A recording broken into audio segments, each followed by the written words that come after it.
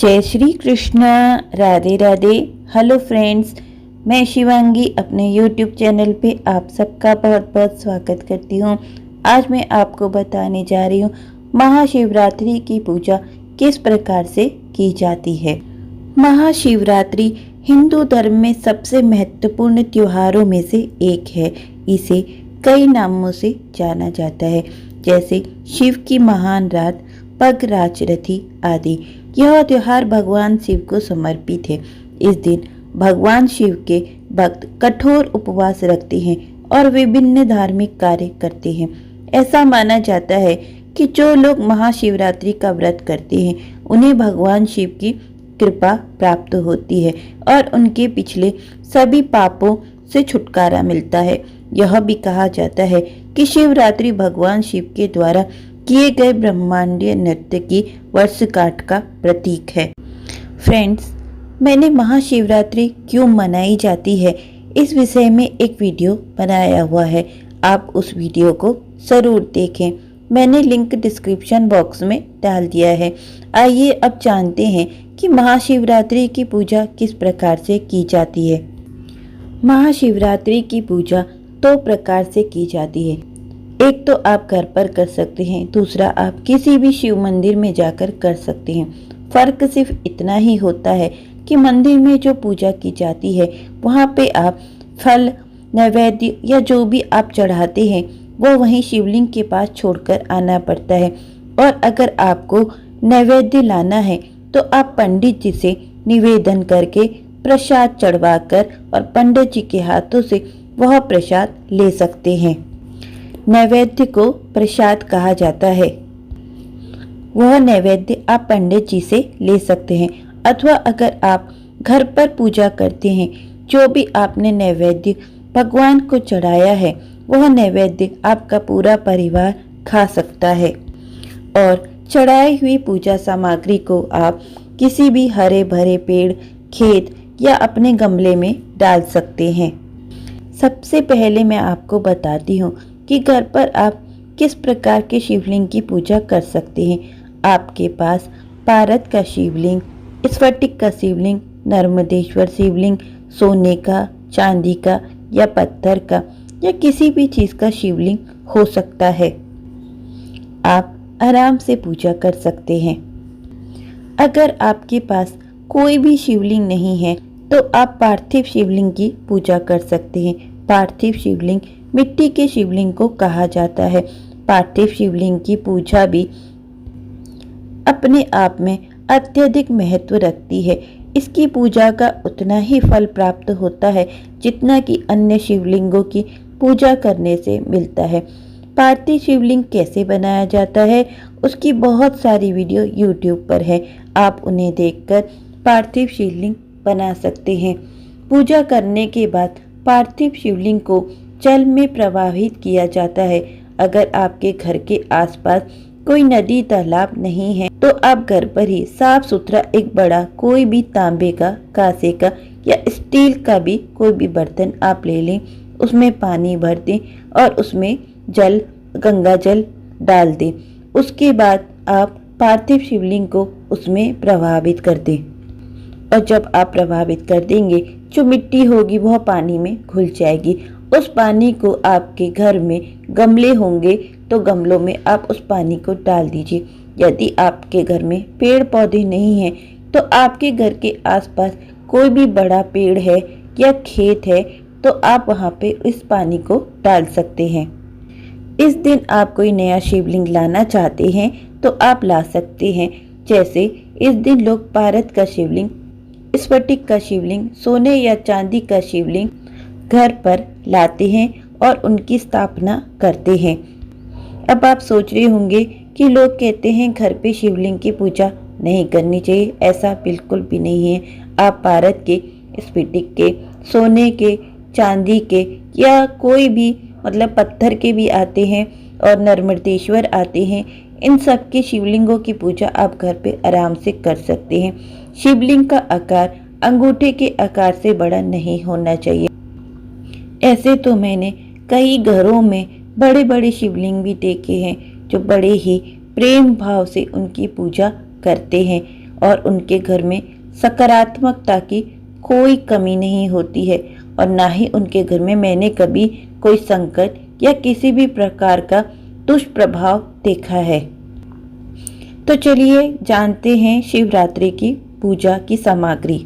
यह पूजा सामग्री आप एक दिन पहले ही एकत्रित कर ले, जैसे कि दूध, दही, गंगा जल, घी, गन्ने का रस, अनार का रस, शहद, चीनी, काले तिल, सफ़ेद तिल, जौ, गेहूँ, हरे साबुत मूंग, बिल्व पत्र, फूल सफ़ेद रंग के या पीले रंग के हो सकते हैं, पान, धतूरा, चावल और वस्त्र रूपी मौली। नहीं तो आप भगवान शिव को पीले रंग का कपड़ा या सफ़ेद रंग का कपड़ा भी चढ़ा सकते हैं। और पूजा की थाली में घी का दीपक, फूल, धूप, कपूर के लिए आरती, अबीर, चंदन, गुलाल, मौली, जनेऊ, ये सब आपकी पूजा की थाली में रखा होना चाहिए। और नैवेद्य के लिए बताशे, मिठाई, फल, सब्जियां भी लोग रखते हैं, जैसे आलू, ककड़ी मतलब खीरा लोग चढ़ाते हैं, गुड़, चने, ड्राई फ्रूट्स में आप सभी प्रकार के ड्राई फ्रूट्स भगवान शिव को अर्पित कर सकते हैं। अगर आप घर पर पूजा कर रहे हैं तो यह नैवेद्य आप अपने पूरे परिवार के साथ खा सकते हैं। मैंने नैवेद्य के ऊपर भी एक वीडियो बनाई हुई है कि आप नैवेद्य को ग्रहण कर सकते हैं या नहीं। आप वह वीडियो को ज़रूर देखें, उसका लिंक भी मैंने डिस्क्रिप्शन बॉक्स में दे दिया है। अगर आप मंदिर में पूजा कर रहे हैं तो यह सभी सामग्री आप एक एक करके चढ़ा दें। उसके बाद आप भगवान को दीपक, धूप दिखाएं, कपूर से आरती करें और पंडित जी से कह के नैवेद्य चढ़ाकर आप उस नैवेद्य को प्रसाद के रूप में पंडित जी से ले लें, या फिर आप उस नैवेद्य को शिवलिंग पर चढ़ा के वहीं पर ही आप उन्हें छोड़कर आ जाएं। अब बताती हूँ कि घर पे कैसे करनी है। सबसे पहले आप एक बड़ी परात, जैसे पीतल की, कांसे की या स्टील की भी होगी तो भी चलेगी, उसमें आप शिवलिंग को स्थापित करते, जो भी शिवलिंग आपके पास है। सबसे पहले गंगा जल युक्त जल को चढ़ाएं, दूध चढ़ाएं, दही, घी, शहद, गन्ने का रस, अनार का रस चढ़ाएं, फिर तिल का तेल चढ़ाएं। उसके बाद काले तिल, सफ़ेद तिल, जौ, गेहूं के दाने अगर 108 गिनकर आप रख सकते हो तो बहुत ही अच्छा है, नहीं तो कोई बात नहीं, आप ऐसे ही चढ़ा दे।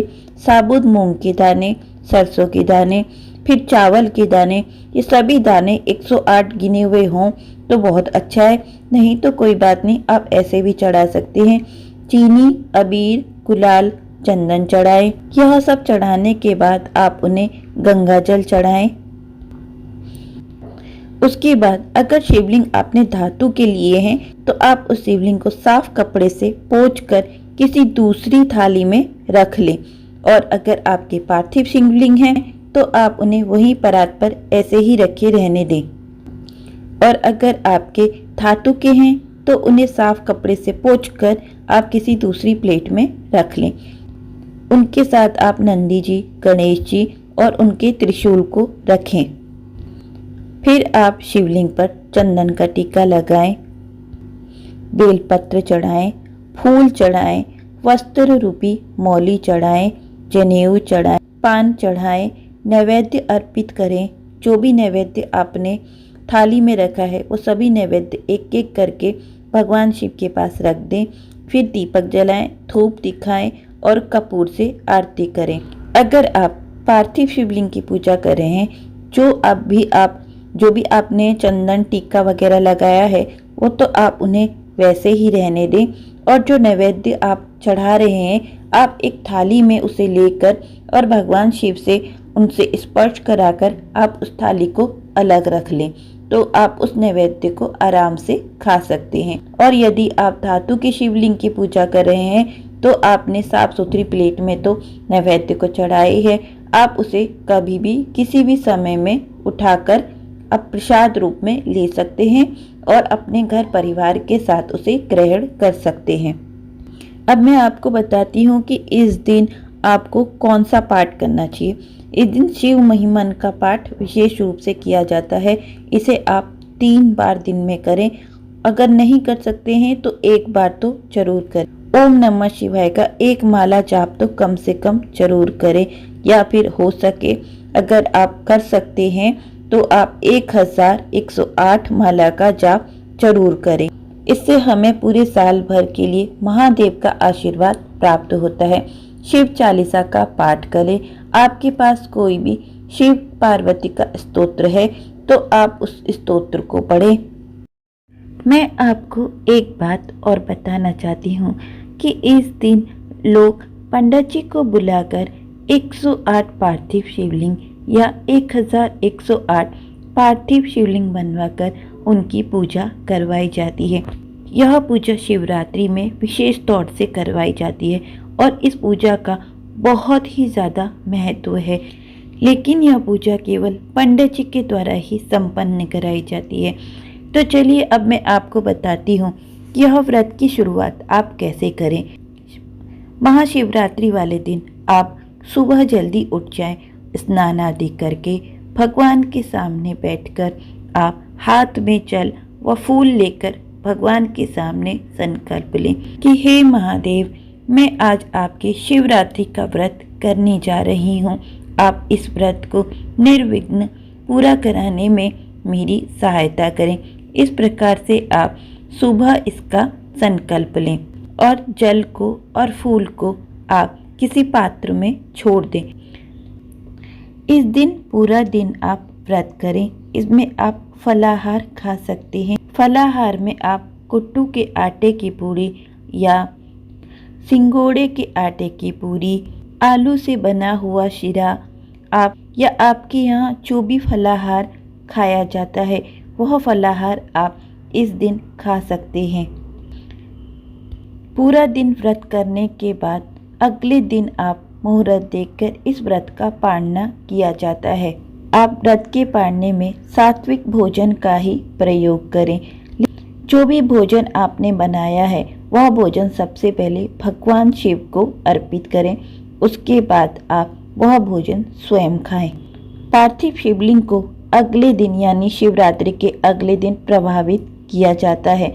आप अच्छा मुहूर्त देखकर जो विधि मैंने आपको बताई है उस विधि से आप पार्थिव शिवलिंग को प्रभावित कर दें और चढ़ाई हुई सामग्री को गमले में डाल दें या किसी हरे भरे खेत में डाल दें या किसी हरे बड़े से पेड़ के नीचे समर्पित कर दें। इस दिन आप दान पुण्य भी जरूर करें। इस दिन आप अन्न, वस्त्र, पैसे, फ्रूट कुछ भी दान कर सकते हैं। शिवरात्रि से जुड़े हुए कुछ प्रयोग मैं आपको बताती हूँ। जैसे 108 बेल पत्र चढ़ाने से आपकी कोई भी मनोकामना होती है जो आपकी वर्ष भर से पूरी नहीं हुई होती है वह जरूर पूरी होती है। 1000 बार शिव मंत्र जपने से यानी ओम नमः शिवाय जपने से महादेव का आशीर्वाद हमेशा के लिए प्राप्त हो जाता है। 1108 बत्ती जलाने से आपकी मनोकामना पूरी होती है। शिव मंदिर में जाप करने से मोक्ष की प्राप्ति होती है। भोलेनाथ बहुत ही भोले हैं, इसलिए उन्हें भोलेनाथ कहा जाता है। वह बहुत ही जल्दी प्रसन्न हो जाते हैं। बस ज़रूरत है इस बात की कि सच्चे मन से भगवान को याद किया जाए। फिर आप महादेव का चमत्कार अपने जीवन में रोज देख सकते हैं। और अगर हो सके तो इस दिन एक बार शिव मंदिर भी जरूर जाएं। अब मैं आपको बताने जा रही हूँ जो सामग्री हम भगवान शिव को समर्पित करते हैं उस सामग्री का चढ़ाने से क्या पुण्य फल प्राप्त होता है। चलिए आइए जानते हैं। भगवान शिव को चावल चढ़ाने से धन की प्राप्ति होती है। तिल चढ़ाने से पापों का नाश होता है। जौ अर्पित करने से सुख में वृद्धि होती है। गेहूं चढ़ाने से संतान में वृद्धि होती है। अगर किसी को बहुत तेज बुखार आता हो तो भगवान शिव पर जल चढ़ाने से शीघ्र ही लाभ मिलता है। तेज दिमाग के लिए शक्कर मिला हुआ दूध चढ़ाते हैं। शिवलिंग पर गन्ने का रस चढ़ाएं तो बहुत ही आनंदों की प्राप्ति होती है। शिव को गंगा जल चढ़ाने से भोग व मोक्ष दोनों की ही प्राप्ति होती है। शहद से भगवान शिव का अभिषेक करने से टीबी के रोग में आराम मिलता है। यदि कोई शारीरिक रूप से कमजोर व्यक्ति भगवान शिव का अभिषेक गाय के शुद्ध घी से करता है तो उसकी कमजोरी दूर होती है। लाल व सफेद आंकड़े के फूल से भगवान शिव का पूजन करने पर मोक्ष की प्राप्ति होती है। भगवान शिव की पूजा चमेली के फूल से करने से वाहन का सुख मिलता है। अलसी के फूलों से भगवान शिव की पूजा करने पर मनुष्य को विष्णु पद प्राप्त होता है। शमी वृक्ष के पत्तों से पूजा करने पर मोक्ष की प्राप्ति होती है। बेल पत्र के पूजा करने से सुंदर व सुशील पत्नी मिलती है या अच्छा वर मिलता है। जूही के फूल से भगवान शिव की पूजा करने से घर में कभी भी अन्न की कमी नहीं होती है। कनेर के फूलों से भगवान शिव की पूजा करने से नए वस्त्र मिलते हैं। हर श्रृंगार के फूलों से पूजा करने पर सुख संपत्ति में वृद्धि होती है। धतूरे के फूल से पूजा करने पर भगवान शंकर सुयोग्य पुत्र प्रदान करते हैं जो कुल का नाम रोशन करते हैं। लाल डंठल वाला धतूरा शिव पूजा में बहुत ही ज़्यादा शुभ माना जाता है। इस दिन 12 ज्योतिर्लिंगों को भी याद करना चाहिए। उनका दर्शन करने और उनका नाम लेने से जन्म जन्म के कष्ट दूर हो जाते हैं। तो फ्रेंड्स, इस प्रकार मैंने आपको महाशिवरात्रि का व्रत कैसे किया जाता है और उसके क्या पुण्य फल होते हैं वह मैंने आपको बतलाया है। अगर आपको शिवरात्रि व्रत के बारे में बताई हुई जानकारी अच्छी लगी हो तो मुझे कमेंट बॉक्स में ज़रूर बताना, और मेरा वीडियो अच्छा लगा हो तो उसे लाइक, सब्सक्राइब और शेयर जरूर करना। जय श्री कृष्णा, राधे राधे, जय शिव शंभू।